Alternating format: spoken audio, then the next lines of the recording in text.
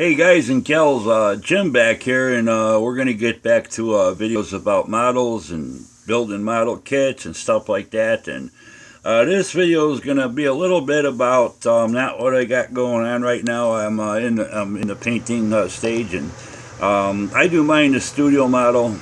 If you go to a website, look up Star Wars Imperial Star Destroyer studio model photos and stuff like that.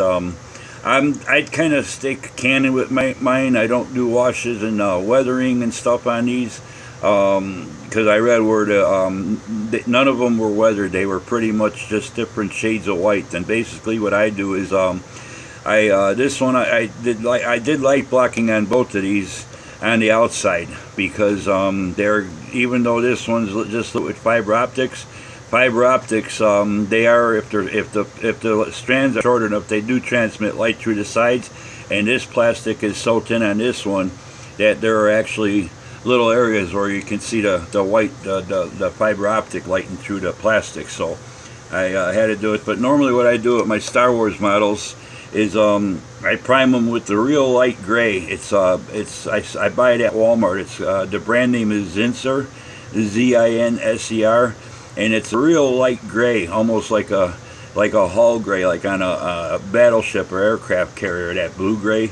And then I use the Walmart, the $1 a can flat white spray paint, because it doesn't come out like a heavy coat. It's almost like a translucent, where it takes several coats to really cover it and everything. So I just give it several light coats, and it still lets a little bit of the gray show through, so it's got some, a little bit of color interest to it and stuff. But I don't do any kind of washes or heavy weathering. And the photos of the Super Star Destroyer, basically I spray it from above, so all that little window, and I'll tell you what, all that little detail in there, all the little nooks and crannies, it's actually different levels, just like as if it was a big scale model and stuff. I mean, it's impeccable what they did on that model for the size of it and stuff. But anyway, this video is to answer some comments that I received and talk about model kits, why they don't do certain ones and why they do others. For one thing, it's got to do a lot with licensing. What might be popular, what might not be popular. These are popular Star Wars ships, so they're going to do models whatever scale they do them in. That's up to the company. But certain ships might not go over that big, and sell that big. So a lot of times they might not, do those unless there's a big demand and enough of people call in or write into the manufacturer. Then they might think about it. But the process of doing a model isn't just, up and up doing it. They got to pay for licensing. A model company has to pay the company. In this case, it would be Disney, Lucasfilms. They have to pay for the rights to be able to do these models first off. And then what they do is they do up a prototype. And it's just like, where I worked in a machine shop, we did a lot of prototype stuff for customers. They would take it, they would test it out, whatever, in the field. And then they come back to us, okay, let's go ahead and do a production run. So it's basically the same with models. They'll do a prototype, present it to the company. If they give them the go ahead, and then it's okay. They pay for the rights to be able to produce that model in bulk and everything, and stuff like that. So it's one of the reasons why they might only do certain scales. Other reasons why they might not do some models that people would like to see but they don't see. And it's like that with Star Trek, Battlestar, any type of models, model ships and stuff like that. And years ago, model cars kind of went through a deal where, okay, I don't have a model car kit box here from, I used to do a lot of NASCAR and NHRA type models, Revell, who was big into the NHRA and NASCAR. But if this was a model car box and you went and bought it, or if you got one sitting around your stash and you pull it out, read everything on the side. It'll say, like, if it's a Chevy, it'll say Chevy bow tie, and that used under permission from Chevy. So models say, so Revell had to pay Chevy a certain amount of money to be able to use the Chevy name and put the bow tie emblem on the car.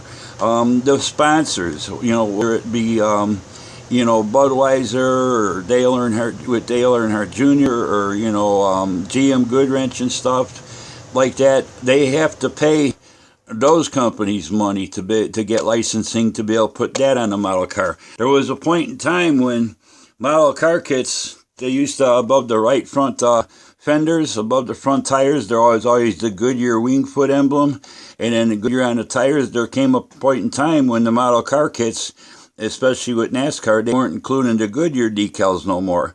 And people start asking questions. Well, why is that? A Goodyear, they wouldn't give the model Revell permission to do that Goodyear decal no more, or mold the tires with the Goodyear lettering on them. They were just plain slicks. There's a lot involved. If the driver's name, you got to get permission to use the driver's name on the model. It's all about licensing. Basically, it's a copyright thing. You can't use something if you don't pay for the rights to be able to use it. And if you go ahead and manufacture something without going through and doing that, it's copyright infringement, and you can get in a lot of trouble. So these model kit companies, you might say, well, why don't they? That's one of the reasons why you don't see a lot of the NASCAR or NHRA kits no more coming out, is because licensing got so expensive, and that's what causes the prices of models to go up.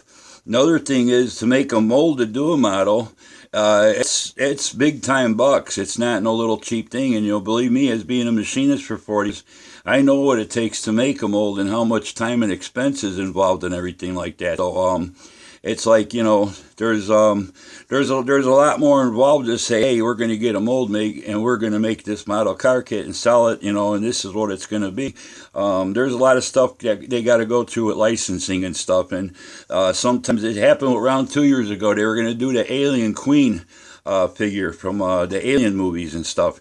They had it down to where they showed a prototype on their website and everything. Licensing fell through. The company, the film company, they didn't approve it or something, so it all fell through and stuff. And it was going to be a nice looking kit. A lot of us were looking forward to it and stuff like that. And it's the same if you buy the Star Trek models. You always see where it's got either CBS or Paramount Films, like a little stamp inside one of the plastic parts. That's the licensing. That's the rights that they get the licensing to be able to do that through Paramount. If they don't talk to Paramount or CBS about doing, a certain Star Trek model, don't matter what company's doing it, they can't do it and stuff. And so I just wanted to kind of talk a little bit about that, because I've been getting comments about, some guys, well, I want to sideways, I want to see this kind of ship or that kind of ship. Maybe if you go on the internet and look up, maybe there's resin kits that might be made or something for those. But the model kit companies, they usually do what's kind of like in demand more so. I think most people would expect to see the Star Destroyers, other than some other not so popular ships that maybe only made one or two appearances in the Star Wars franchise, or the same with Star Trek and stuff like that. So I just thought I'd share that little bit of information with you and all that. And sometime take the time. This is all in Japanese, and I know there's something on Disney right here, Lucasfilm Disney. So that's who they pay to get the rights to produce this model kit from. But take a look at the side of a model car box, even just the regular model car kit. It might say licensing permission by from Chevy and stuff like that. Depending on what make of car it is and stuff. So I thought that would be a little bit interesting to you guys out there, and answer some questions as to why they do and why they don't make certain model kits. No matter what the genre is, it's the same with ships, airplanes, figures, the whole 9 yards. So it pertains to everything, and not only models, it's pretty much any kind of product the company has. And if it's something that's, copied off of something else, you usually have to get permissions and stuff, and that costs money. And the same with music. If you got a band and you want to use another person's, another group's cover song and turn it into your own, and you're a professional band, you pay them for the rights to be able to use their song, and maybe make a little bit of alterations, changes to it and stuff like that. So it's always about money. Everything's about the dollar. So till the next time, you guys all take care. and all that. Oh, just one little thing I got. You know, years ago when Dad was still alive, he made a comment when all this internet stuff was starting to come out. He said, you know what? Someday all this internet and social media is gonna come back and haunt us. It's gonna ruin the world. And yeah, I mean, you see what it does in our capital, Washington, nowadays, and all that. But in a way, Dad was kind of right. Eventually, this is gonna ruin the world, and it's all gonna turn back around and kind of regress to the other direction because things get too screwed up. And the thing is, technology advances too fast for what we can keep up with. So, and it creates problems. So anyway, till the next time, thanks for subscribing, thanks for watching my videos, thanks for hitting the like button, thanks for all the great comments you guys been leaving, and happy modeling. Till the next time, you know how to find me other than YouTube. Check my email in the description. And till the next time, happy modeling, and we'll talk to you. Bye.